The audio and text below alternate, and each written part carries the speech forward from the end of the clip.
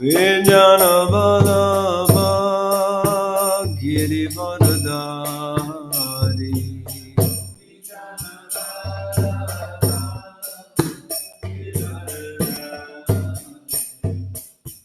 Yashoda Nandana Braja Janaranjana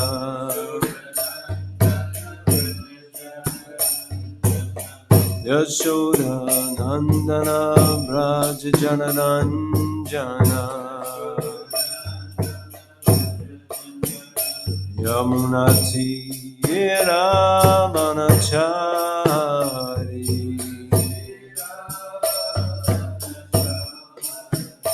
Yamunati Ravanachari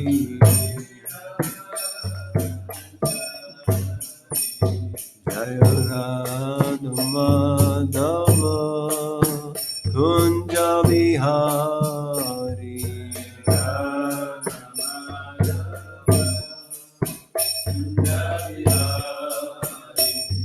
Jaya Radha Madhava Kunja Vihari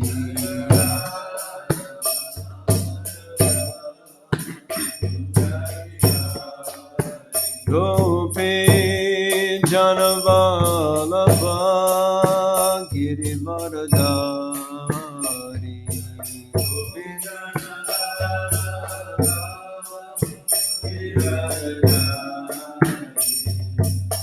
Gopi Janavalabha Girivardhari Janavalabha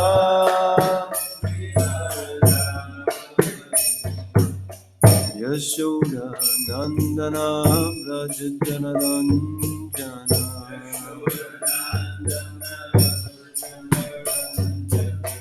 Yashoda Nandana Braja Janaranjana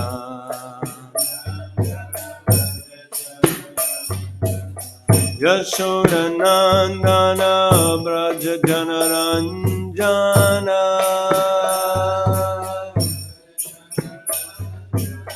Yashoda Nandana Braja Janaranjana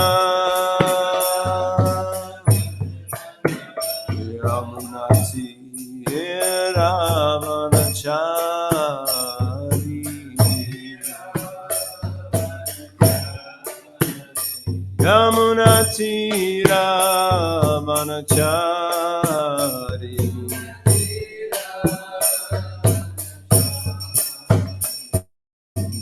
Radha Madhava Kunja Vihari Radha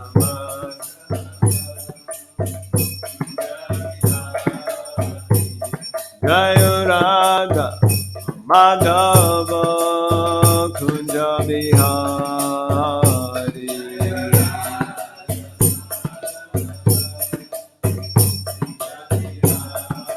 Jaya Radha Madhava Kunja Vihari Radha Madhava Jaya Radha Madhava Kunja Vihari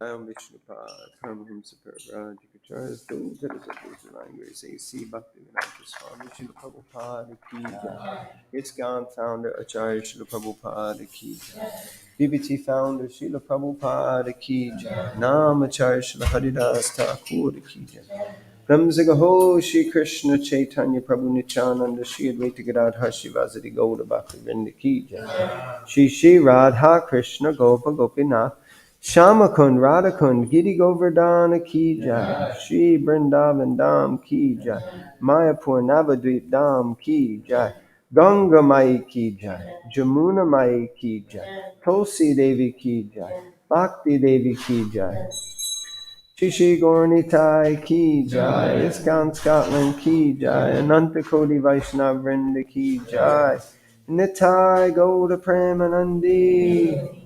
All glories to the assembled devotees. All glories to the assembled devotees. All glories to the assembled devotees. All glories to the lotus feet of Sri Guru and Sri Gauranga. All glories to Srila Prabhupada.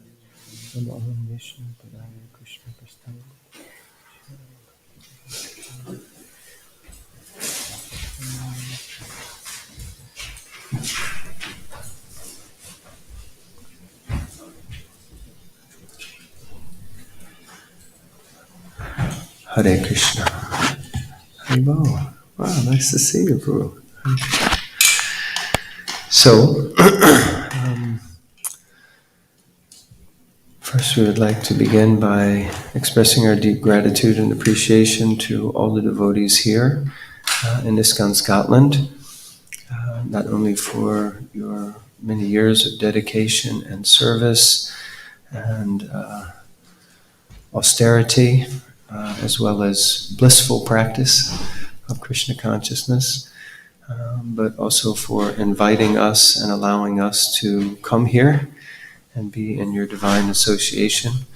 It's a great honor and privilege for us, and just wanted to say thank you very much. So we're very happy to be here and happy to have the opportunity to associate with all the great saints and sadhuis of ISKCON Scotland. So Hare Krishna. With the kind permission of Prabhupada Pram Prabhu, we requested if we could speak on specific verses to do with the topics of devotee care and community and relationships like that. So he kindly agreed for us to transgress what might be normal etiquette. I think probably today you usually hear from Chaitanya Charitamrita, is that right? So hopefully Lord Chaitanya will forgive us.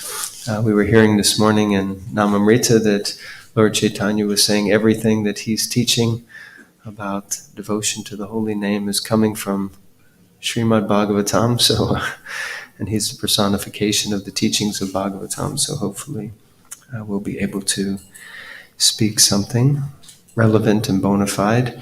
With all of your blessings, we'll hopefully be able to do that. So, so we're going to be speaking today from the third canto of the Bhagavatam, 16th chapter. And we're reading verse number 12, I think. Is that up there? Oh, amazing. Technology. This is good use. When it works, yes, exactly. Oh, Krishna, Krishna. So, all right, so we'll first repeat the invocation. Om Namo Bhagavate Vasudevaya.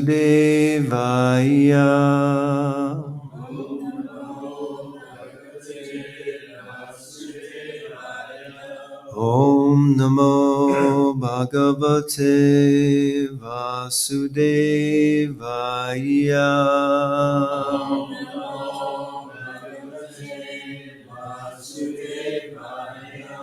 Om Namo Bhagavate Vasudevaya.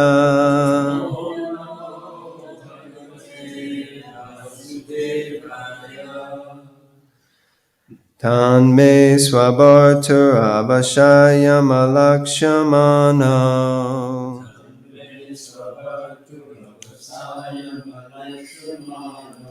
Yushma Vyati Kramagatim Pratipadya Sadya.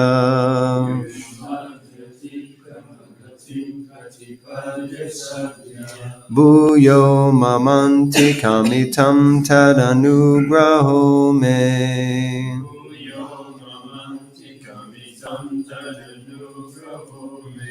Yat kalpatam achirato britayo vivasyaha.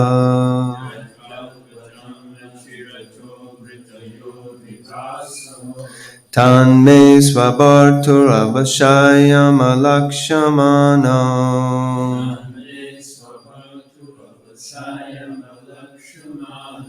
Yushma vyati kramagatim pratipadya sadyaha.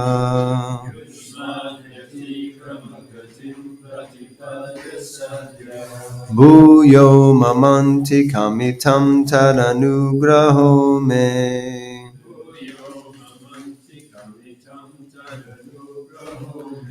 Yad kalpatam achirato vritayor vivashaha.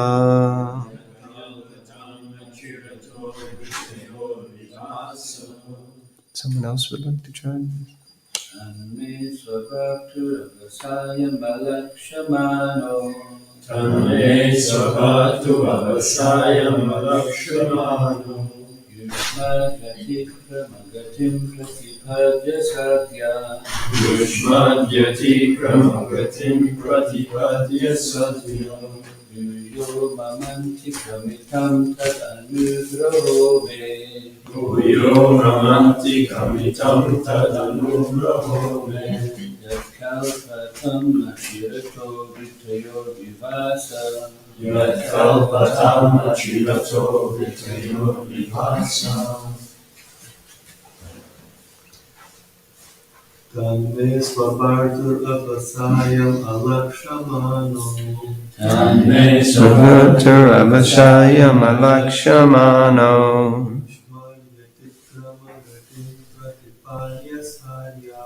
Yushmadhyati kramagatim pratipadya sadhya.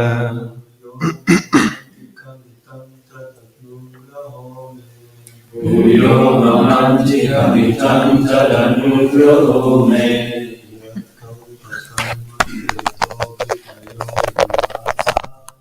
Yatkalpatam achirato vitayo vivasa.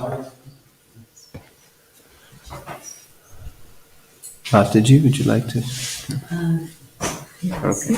No problem. Okay, so we'll do word for word.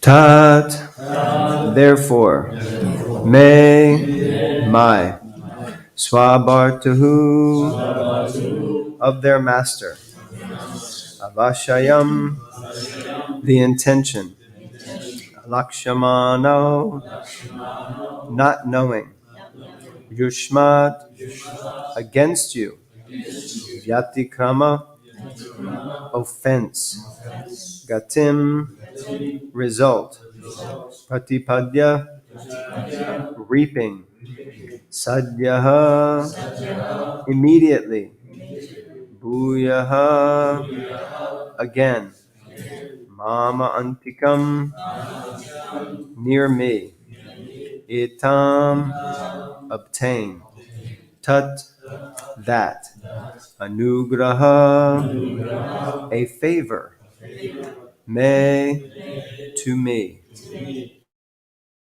which, kalpatam, let it be arranged, achirataha, not long, vrittayoho, of these two servants, vivashaha, exile. Translation and purport by His Divine Grace, A.C. Bhaktivedanta Swami Prabhupada. Srila Prabhupada ki jai. Translation. These servants of mine have transgressed against you, not knowing the mind of their master. I shall therefore deem it a favor done to me if you order that, although reaping the fruit of their transgression, they may return to my presence soon, and the time of their exile from my abode may expire before long. Purport. From this statement, we can understand how anxious the Lord is to get his servitor back into Vaikuntha. This incident therefore proves that those who have once entered a Vaikuntha planet can never fall down. The case of Jaya and Vijaya is not a fall down, it is just an accident. The Lord is always anxious to get such devotees back again to the Vaikuntha planets as soon as possible. It is to be assumed that there is no possibility of a misunderstanding between the Lord and the devotees. But when there are discrepancies or disruptions between one devotee and another, one has to suffer the consequences, although that suffering is temporary. The Lord is so kind to his devotees that he took all the responsibility for the doorman's offense and requested the sages to give them facilities to return to Vaikuntha as soon as possible. Right, Srila Prabhupada ki jai. Om Gana Timirandasya Gyananjana Shalakaya Chakshurum Militangena Tasmai Shri Guruve Namaha Shri Chaitanya Manobishtam Stapitam Gena Bhutale Swayam Rupa Kadamayam Dadati Swapadantikam Vandeham Shri Gurun Shri Yuta Parakamalam Shri Gurun Vaishnavam Scha Shri Rupam Sagrajatam Sahagana Raghunathan Vitam Tam Sajivam Sadvaitam Savadutam Parijana Sahitam Krishna Chaitanya Devam Shri Radha Krishna Padan Sahagana Lalita Shri Vishakanvitam Cha He Krishna Karuna Sindhu Dina Bandhu Jagatpate Gopisha Gopika Kanta Radha Kanta Namostute Tapta Kanchana Gaurange Radhe Vrindavanishwari Vishabhanu Sute Devi Pranamami Hari Priye Vancha Kopa Tarubhyascha Kripa Sindhubhya Eva Cha Patitanam Pavanebhyo Vaishnavebhyo Namo Namaha Shri Krishna Chaitanya Prabhu Nityananda Shri Advaita Gadadhara Shivasadi Gaura Bhakta Vrinda Hare Krishna Krishna Krishna Hare Hare Hare Rama Rama Rama Hare Hare. Srila Prabhupada ki jai. So the verse again, Tanme Swabharto Avasham Alakshamano Yushma Gatikam Agatim Pratipadya Sadya Bhuyo Mamantikam Mitam Tad Anugraho Me Yad Kaupatam Achirato Brittayo Vivashaha. These servants of mine have transgressed against you, not knowing the mind of their master. I shall therefore deem it a favor done to me if you order that although reaping the fruit of their transgression, they may return to my presence soon, and the time of their exile from my abode may expire before long. Very powerful verse and purport. So, just wondering if anyone recognizes where we are in the Bhagavatam and is familiar with the pastime that's happening here. Anything? Prabhupada Prabhu, you nodding your head, yes?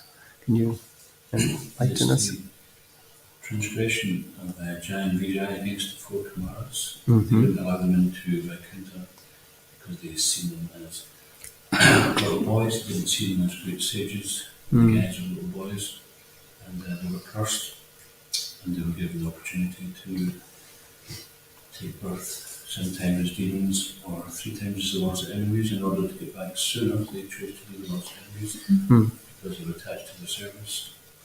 Nice, very nice. Okay. Yeah, so this is a very interesting pastime, and one that I think over the years I've contemplated, we've discussed at different times, because it's not always easy to figure out exactly, what is the right scenario here. I know many times I've read and thought, Jai and Vijay have such an important service. They're guarding the gate to Vaikuntha.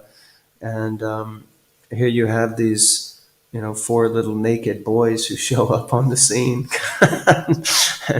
and they question them and they say, no, we think it might not be so good for you to come in.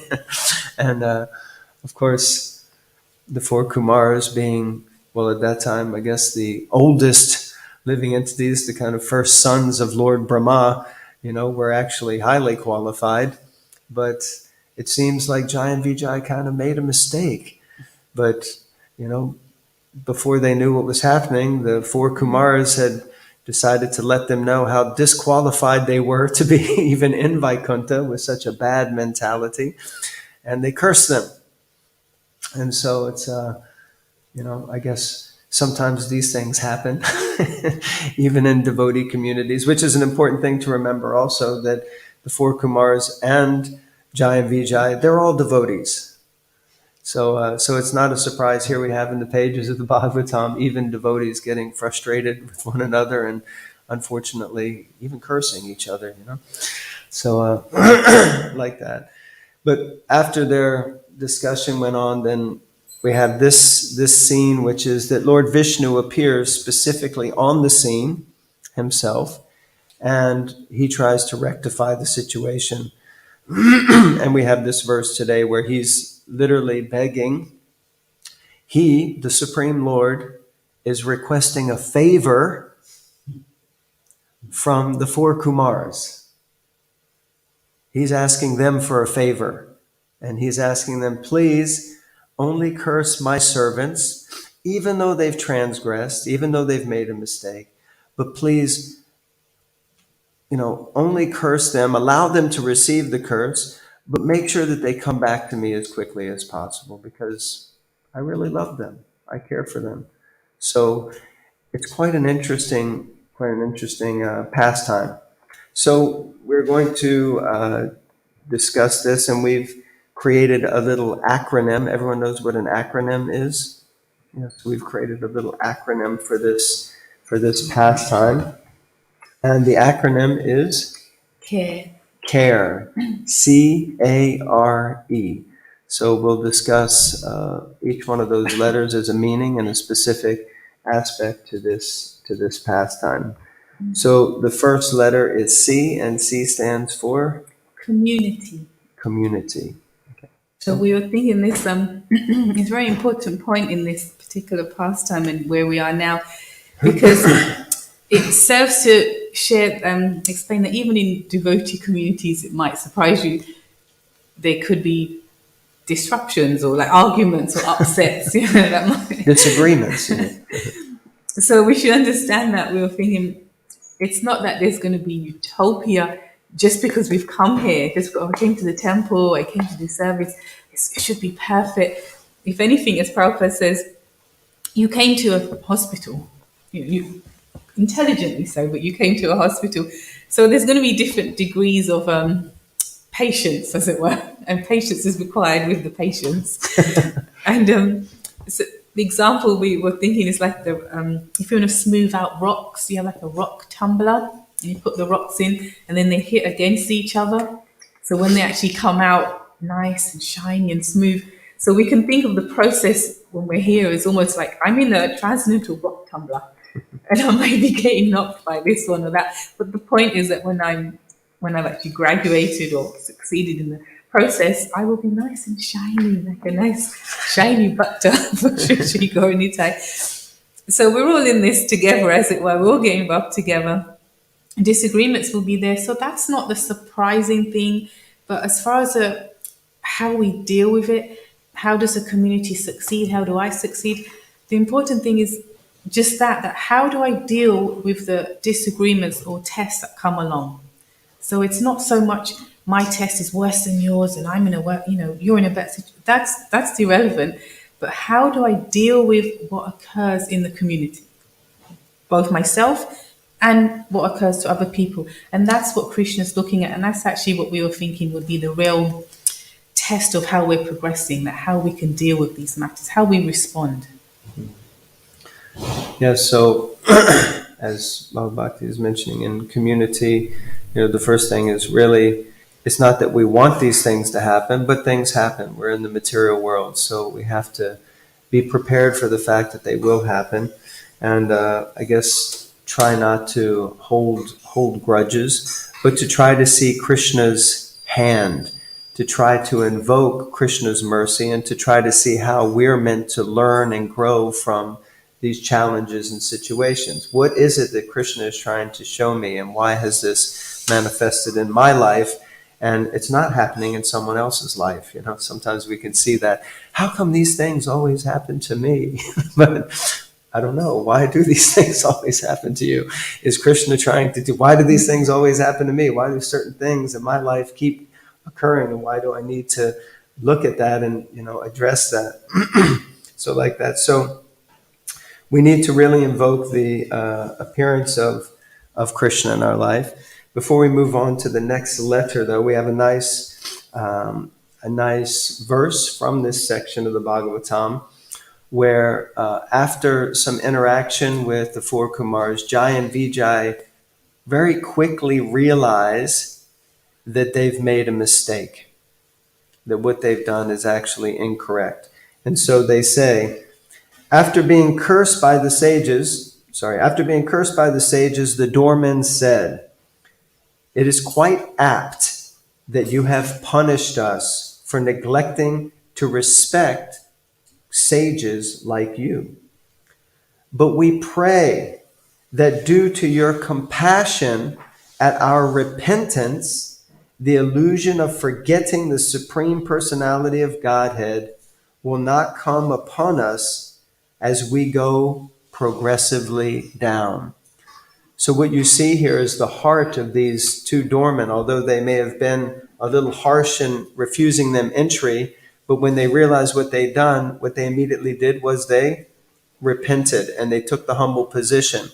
And you can see that they also expressed that it wasn't that they didn't want to be cursed. Oh no, we're going to suffer. Don't make it. But they were like willing to take the chastisement or the rectification, but they wanted to not forget Krishna. They wanted to not forget the Lord. That was their only request. So then you begin to really see the heart of these personalities. And that mood is what invoked the next part, which is letter A. And letter A stands for? Appearance of the Lord. So what's the acronym? Care. And C stands for? Community. And A stands for? Appearance of the Lord. Yes. Okay. So we were thinking that to the degree that we're actually Krishna conscious, to that degree the Lord will appear.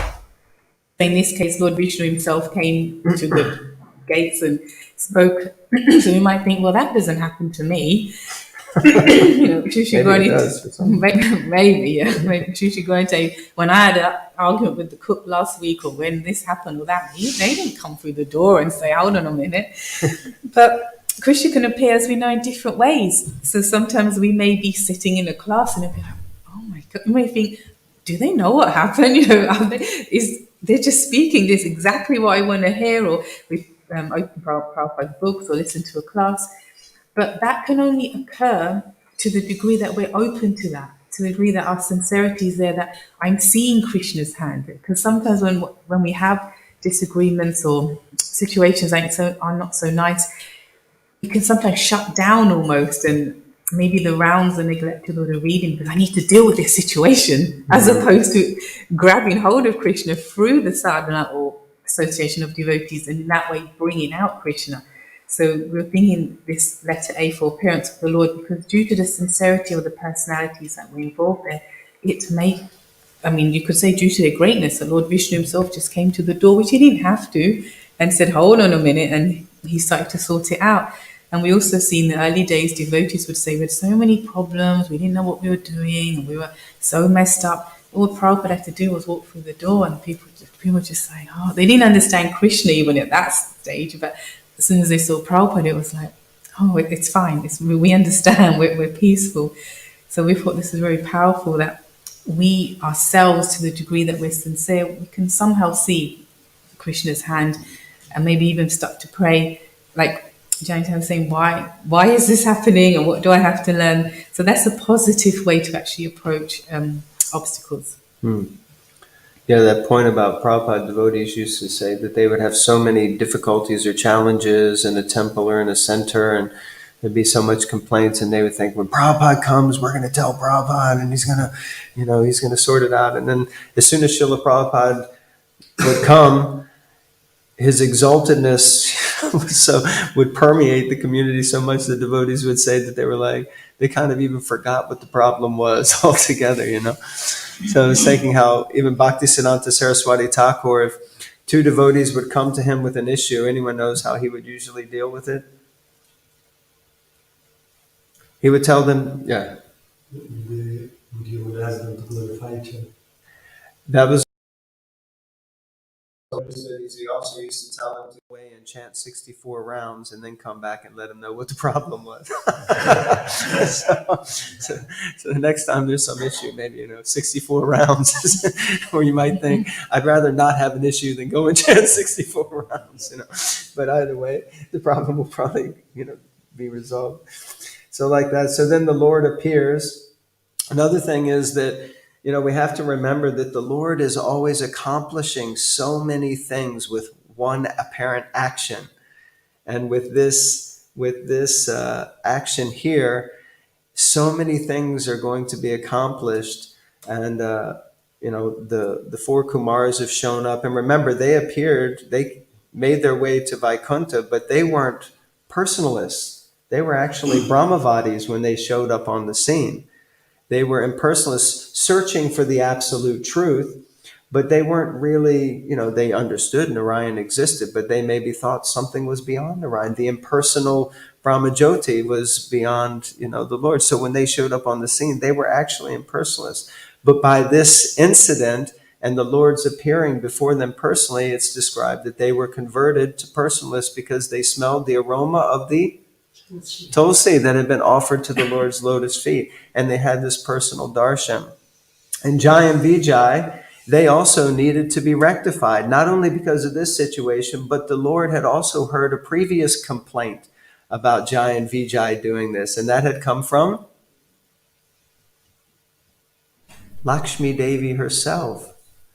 Lakshmi Devi herself had been stopped at the gate by Jai and Vijay, and she had reported this to Vishnu.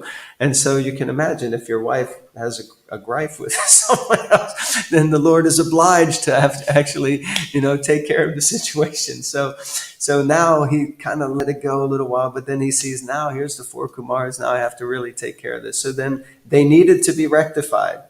And also the Lord himself, it's described, he wanted to go to the material world to have a little bit of a fight. So he thought, who am I going to take down there? How am I going to go and fight some measly little jivas? I have to take some exalted personalities.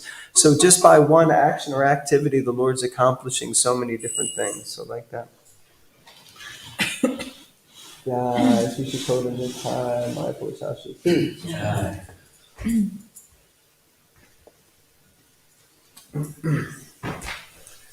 So there's a really nice description of the appearance of the Lord.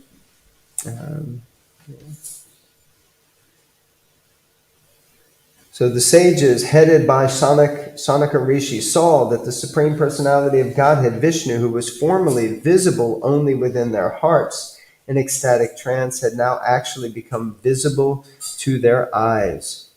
He was adorned with a girdle that shone brightly on the yellow cloth covering his large hips, and he wore a garland of fresh flowers, which was distinguished by humming bees. His lovely wrists were graced with bracelets, and he rested one of his hands on the shoulder of Garuda, his carrier, and twirled a lotus in the other hand. So it's just such a nice description of the darshan that he gave when he appeared and manifested. Only almost as beautiful as the darshan of Nitai and Maya. Okay, so the next letter of the acronym. What's the acronym again? Yeah. And C stands for? Community. A is? Appearance. and appearance of the Lord, and R stands for Responsibility. responsibility.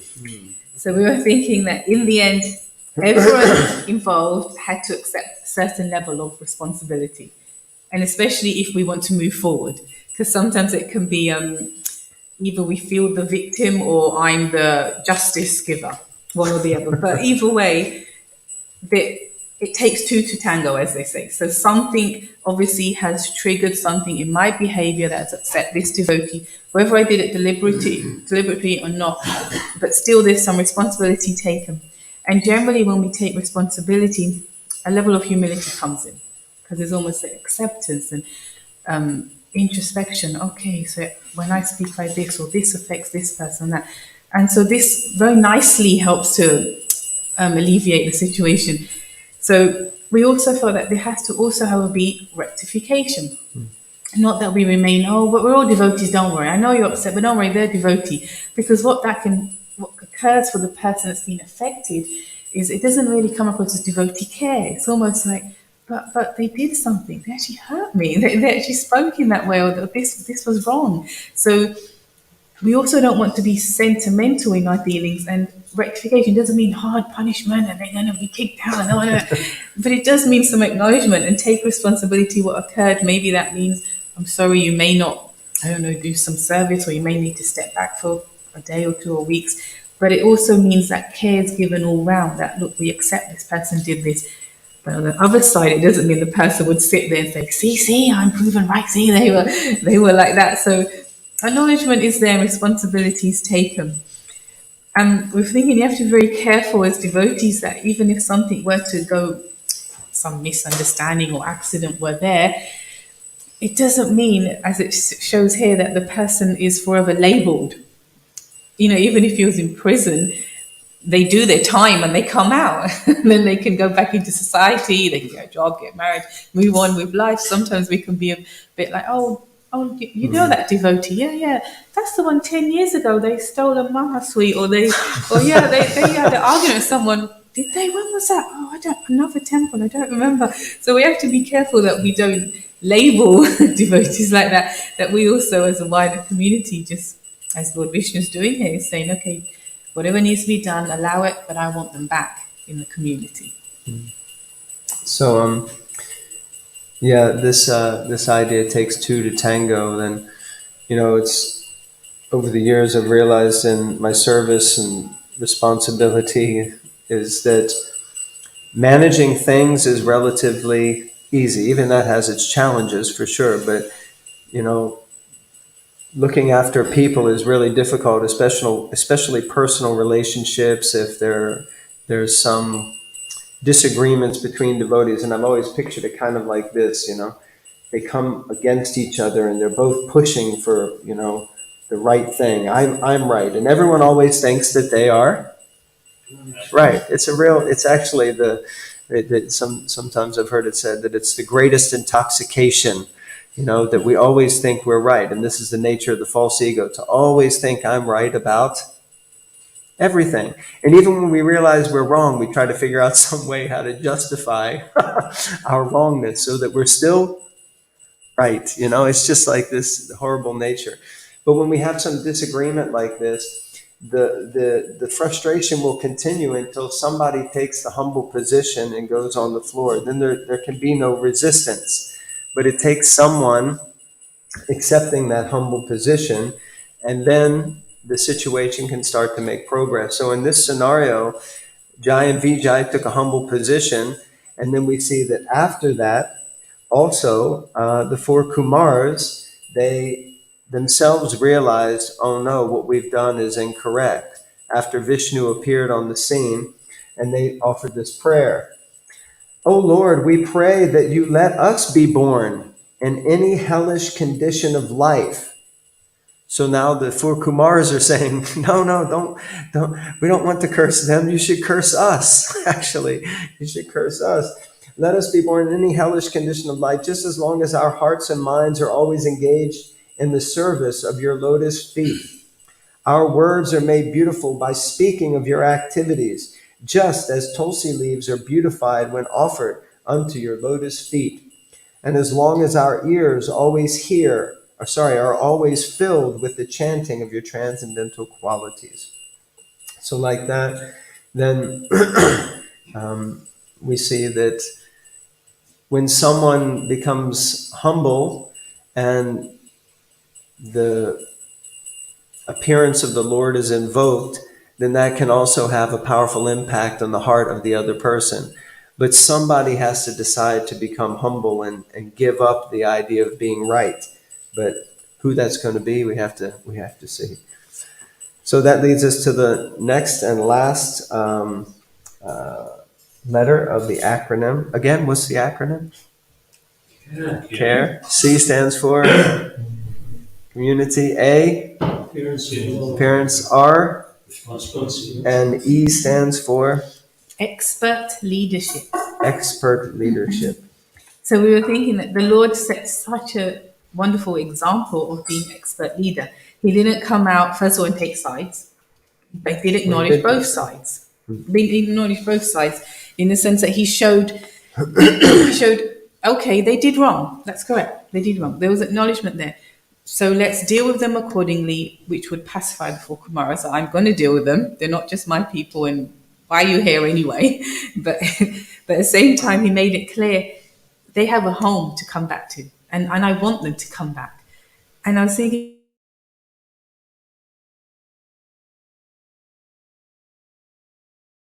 create such an environment that people feel, yeah, okay, I messed up. Yeah, that wasn't right. But I have shelter. In that community, I have shelter. That's so powerful. And that comes down, first of all, from the leaders to give that shelter, to give that impression, and not just impression, but to make you feel it, that you have shelter. And that will permeate down into the members of the community, because everyone feels secure. Everyone feels safe. Everyone feels it's just here. It's right here. We feel like a family, because we're all going to make mistakes if we, but we want to be dealt with in such a way that we also feel I can come back. And so if that's the case, so much more for anyone else. So we should just, I guess the point being that we should treat ourselves how we want, treat others how we want to treat ourselves, as it were. How we want to be treated. Yeah.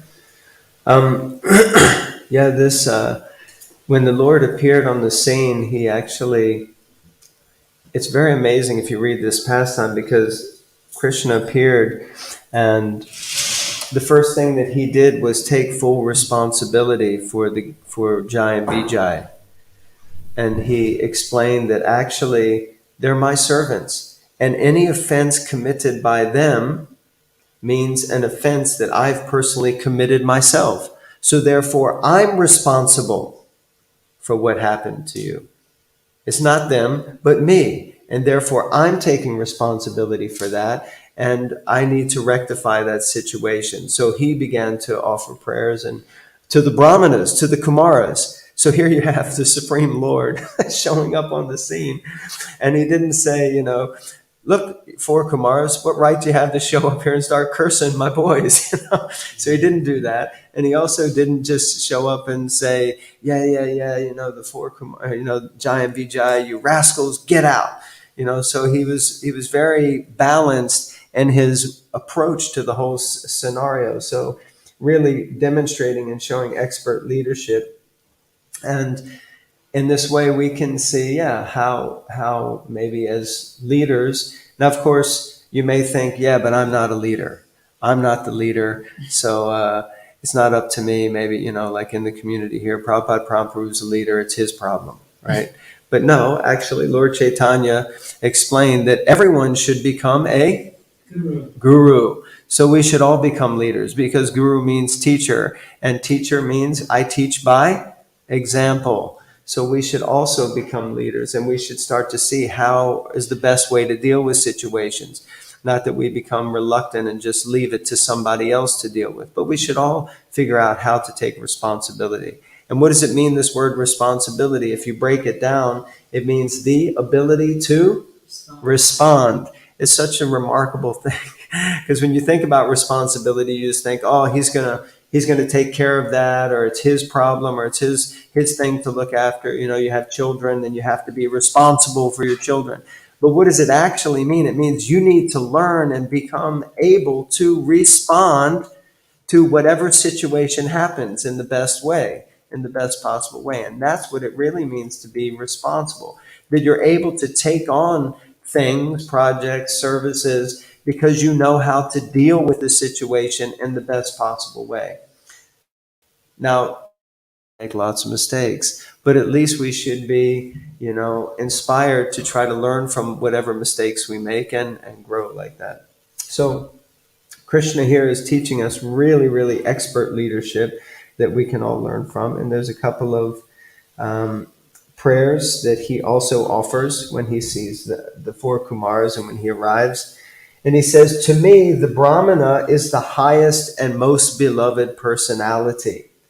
The disrespect shown by my attendants is actually been displayed by me because the doormen are my servitors.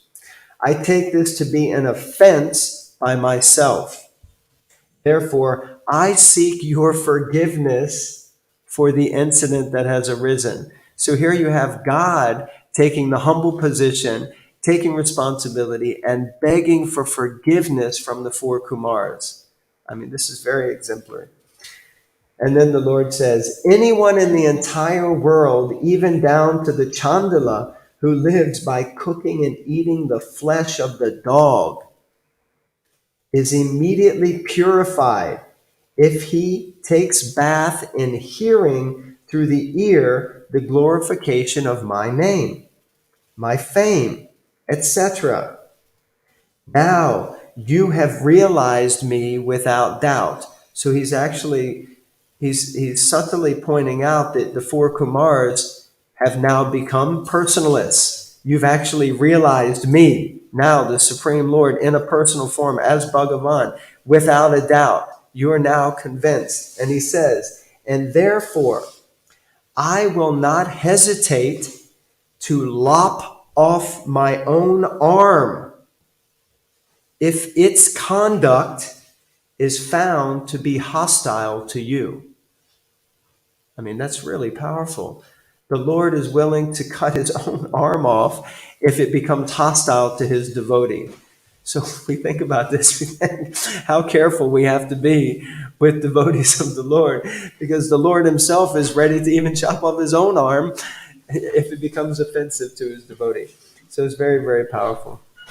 So, this is basically the how we kind of unpacked this past time and felt that this verse was valuable for us, definitely, in our services, and therefore we felt like it's worth sharing with any community. And please don't think that we've come here with this point like we're trying to make some point about your community. That's not it. This is for the community in our own house, the community in our neighborhood, the community in our temple environment, and it's just lessons that we felt we could extract and wanted to be able to share. So like that. So the acronym is CARE: Community, Appearance of the Lord, Responsibility, and Expert Leadership. So if anyone has any reflections, questions, chastisements, anyone would like to curse us? We're already in the material world. I don't know how much worse it can get. Of course, we're not in the material world here. We're in the spiritual world, but yeah. Any thoughts anyone has? Yes, Prabhupada, prompt me. Thank you very much for that nice presentation. It's very concise and very relevant to us here. And I had a question. Some of us are familiar with the 4 R's. If we make some mistake, then first of all, sometimes we want mistake, we want forgiveness, but there's a process for obtaining that forgiveness, which is first of all recognizing we made a mistake. Yeah. And some remorse is there, accepting the path of rectification and finally reinstatement. Yes. It seems like in Kali, because we're lazy, we just want to go to reinstatement sometimes the previous parts. And sometimes this is a problem, especially if someone has made some transgressions and has been given a few chances. And once bitten, twice shy, but they say fool me once, You're bad, show me twice my bad, something like that, isn't it? Okay, yeah. So, and also, somewhere, there's another canto where it's mentioned that it's the duty of a devotee to neglect envies, because they can just become worse than that. So, just wondering if people continue, if an individual was to commit some offences and want to be reinstated, but not do anything to correct themselves, then how do we deal with that? Yeah, very powerful question. Of course, this is really good. The 4 R's, first we have to, recognize, and accept that we did something.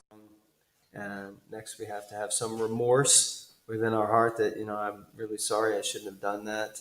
And then we have to deal with some rectification. And then there's reinstatement.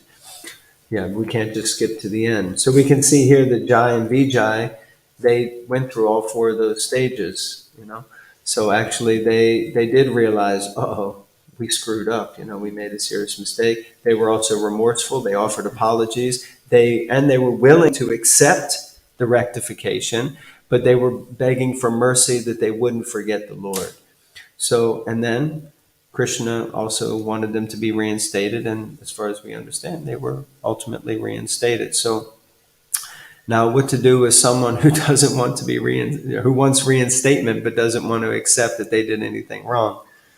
I mean, in the black and white, you can say, well, they obviously haven't understood and learned the lesson, and it's very likely that they'll repeat it again. They'll repeat the thing again. I guess the challenge is that we may also have to see, recently I've seen, I don't know now, probably I can picture it like 3 or 4 different times in the news where there have been people who've served very long sentences, especially in America, and many of them have black bodies, and they were put on trial early on, in a time when all the jury was all white. It's like in the southern states of America, and the whole situation was like, we found the guy, and then ship him off to prison for there was one guy, 40 years he was in prison. And then finally, they got the opportunity to prove that he wasn't guilty at all. So there is the possibility that sometimes someone can be unjustly accused. And we have to, as leaders, we also have to accept that, which means that there should be also sometimes a due process. It may not necessarily be that, like Vishnu, we can show up on the scene and understand exactly everything that's happened, And I often I've sat in a room sometimes with individuals who have a disagreement, and I listen to one side and I think, oh, wow, really? That's what happened? And then I listen to the other side and they tell the story and I think, oh my God. And then I think, somebody in this room is blinking lying. It's like, I don't know how these 2 realities can actually exist. How he could have done that or you could have done that. But, so sometimes it's like, and I mean, I don't know if, I'm sure none of you here have ever told a lie, but in my life, I've certainly told quite a few. And I know when I start to get found out, it's like you just start digging yourself deeper and deeper in. And I remember once realizing that, actually, because I was told I got in trouble in school, and eventually the principal said, we're going to call someone in and you're going to have to take a lie detector test, And I was lying my face off. And I thought, okay, to pass the lie detector test, I really have to believe my lie. And then you have to convince you. So sometimes people, but even then, dare I say that even though I was such a rascal, but still inside of me, I was still a jiva, So the false ego is so powerful sometimes that we just don't want to be wrong. And we will do whatever we can do to not be seen as wrong. So I think what we see, even though the points you made are really, really pertinent and true, but what we see time and time again in the Bhagavatam, in the Ramayana and Chaitanya Charitamrita is moreover, we see forgiveness to the devotees. Lord Ram was ready to accept Ravan, for God's sakes, All he had to do was show up and say, I made a mistake. Like Vibhishan, yeah. When he came, the whole scene there. Prabhupada, we were talking about this, right? How many times did Srila Prabhupada, we were talking about there was one devotee that had left and done so many things. And then he showed up once when Prabhupada was in New York and Prabhupada had just arrived and he saw that this devotee had come and, his hair was grown out. I think he had a beard and looked kind of disheveled. And Prabhupada just immediately called him out of the crowd and embraced him and said, "Oh, you should come and cook for me." And devotees were like, "Prabhupada, he's like really off." And Prabhupada said, "What can I do?" And another time, someone who left. Now, we might say, and of course, all the devotees who were like, one time someone left and Prabhupada met with them, they had been gone for some time, Prabhupada reinstated them as a GBC, just on the spot. And all the other GBC men were like, "Prabhupada, all due respect, have you gone crazy? This guy's a lunatic." And Prabhupada said, "What can I do? I have to give people a chance, And Prabhupada was so against creating a situation in which devotees could never come back. Because he said, I've given gallons of blood to make these devotees, We don't want them to go away. But it's a challenge, because especially when you have a position of responsibility and you're responsible for the whole community, like if you've ever been with cows, I spent some time at Ahimsa not long ago, and, there was one cow there, and she could, I think she was the only one with horns, right? And she used to use the horns, and on the other cows. So sometimes they had to keep her a little bit separate from the other cows, so she just didn't goad them all the time with her horns. So sometimes people are a bit like that, and we have to see, okay, no problem. You have to be on the outside of the community. But I haven't lost respect for you as a jiva. I still love you as a jiva. I still want you to come closer to Krishna. But there's a situation where you just have to be separate from the community. I'm still in touch with one devotee who I met when I first was coming, very senior man. And he had some child protection issue case, and he was told he can never, ever, that's it. You can never be back in the society. You can't come on the property, so many things. And it was very heavy, and I was dealing with the case. It wasn't specifically a case to do with the temple, but because of the fallout from it, and he was coming to our temple, I had to deal with it. But I've retained a relationship with him over the years. He often asks, "Can I come back now?" And I'll check with the CPO and come back with the answer, which is usually no. And I say, the answer is no, but I send him, darshan pictures. I pray for him.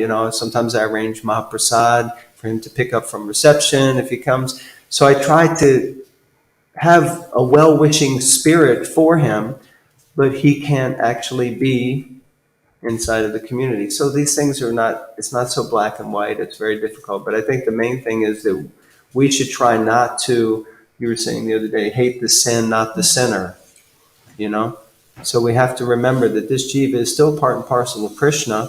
There's hope for all of us. Crikey, I'm here. So if I can be here, then anybody can be here, And so just try not to give up on the person, on the jiva, but hope for the rectification of that. So anyway, that's kind of a long answer to your question. I don't know if someone else had something. I thought someone else raised their hand. Okay. Yes, Peru. Sorry for coming late. It's a bit rude to come late. I've been in the kitchen. But I've been following it on Facebook. So follow Kev. It seems that works well with you and Kev. Maybe more so than the sannyasi, because he's more approachable. And a lot of the issues that are being dealt with maybe are things which come up. In philosophy, maybe, would be awkward for brahmacharya sannyasi to deal with.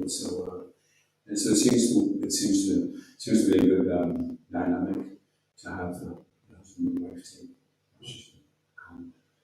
Very nice, yeah. As long as you're not baiting me into but it's, I mean, yeah, it forces us to also try to care.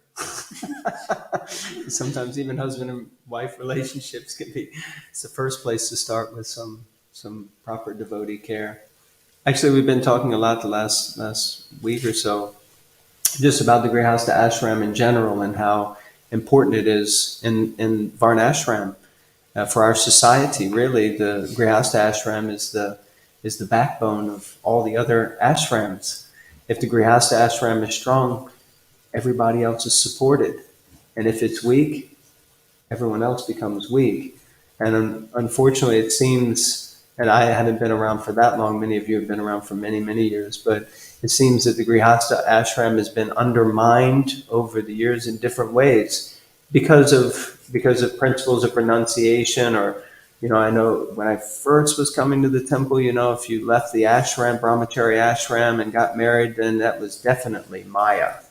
You were almost ostracized, And fortunately, by the time I moved to the Grihastha ashram, there was a whole ceremony in the temple room, and it was like everyone was Haribol, Haribol. Maybe that was because they wanted me to leave the ashram, but it was like it had become an actual blessing and an appreciation of graduating to the next stage, And there's lots of things that can be said around that principle, but I would agree.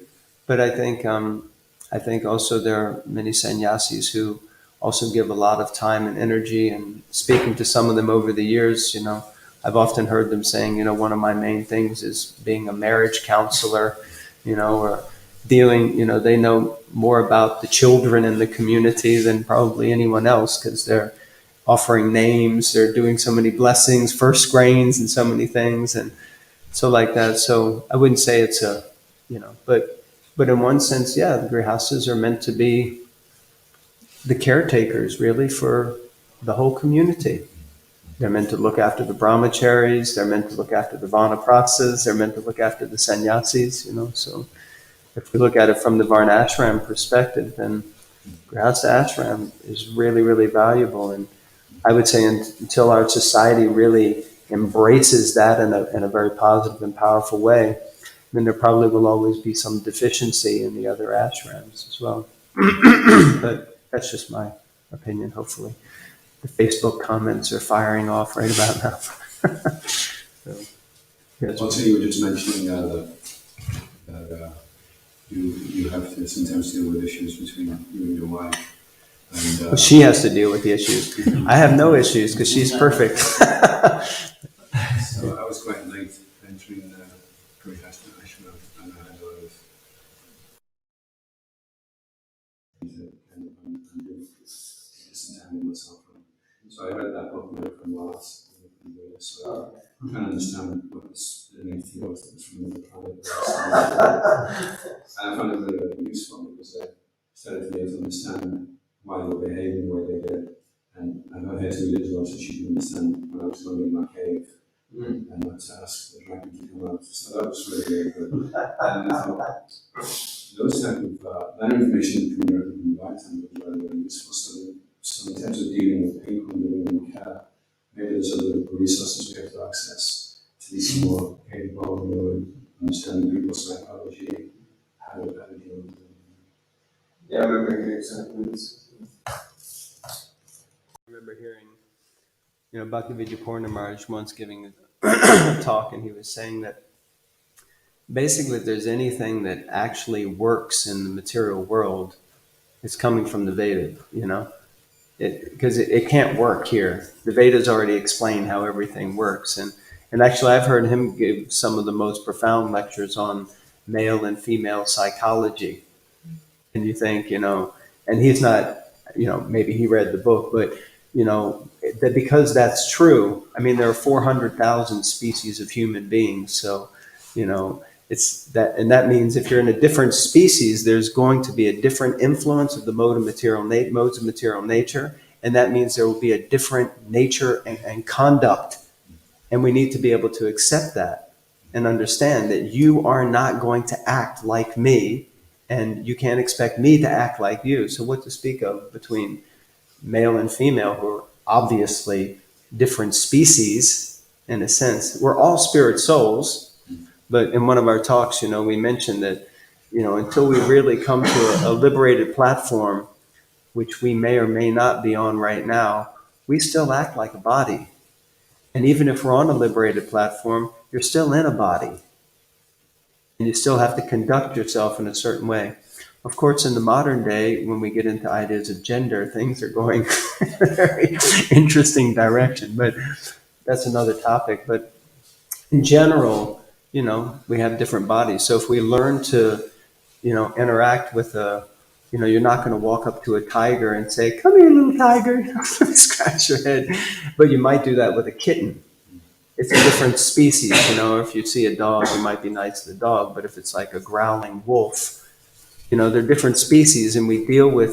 So why don't we start to see that amongst ourselves, I mean, people in Scotland are just a different species, It's like, Americans are definitely a different species, and they need to be dealt with. So we're all kind of a little bit different in our conditioning and our natures. So, but somehow the false ego wants us to think they should act the way I think that they should act. And that's just all false ego. And the irony is that usually we don't even act the way that we should act. What to speak of expecting someone else to act the way we think they should act, People have children, you have kids, and you think, sit down here. We were somewhere recently.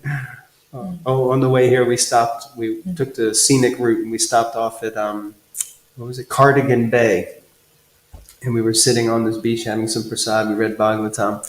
And then, we watched this family, and this woman was saying, "Come, sit down." Kids like, "Ah!"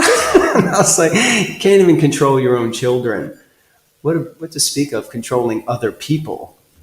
They've come from you, and, we can't even get them to do what we want them to do, So we're a little bit powerless in that sense. Best is to work on ourselves and try to learn to be kind of accepting of the fact that there are many things outside of our control with others. Anyway, I'm blabbering on now, so I'll stop. But thank you. Maybe we should finish here, because I'm sure a few devotees are getting nervous that we might skip breakfast prasadam if we keep talking. So like that. Is that okay? We can finish here? Anything else? Questions can carry on, it's not a problem. I don't, does anyone else have any comments, questions, reflections, anything? Everyone's like, no. So, yeah. Okay, anyway, thank you all very much. Jai Grantharaj Srimad Bhagavatam ki jai. Ananta Koti Vaishnava Vrinda ki jai. Srila Prabhupada ki jai. Nitai Go Premanandi. Jai.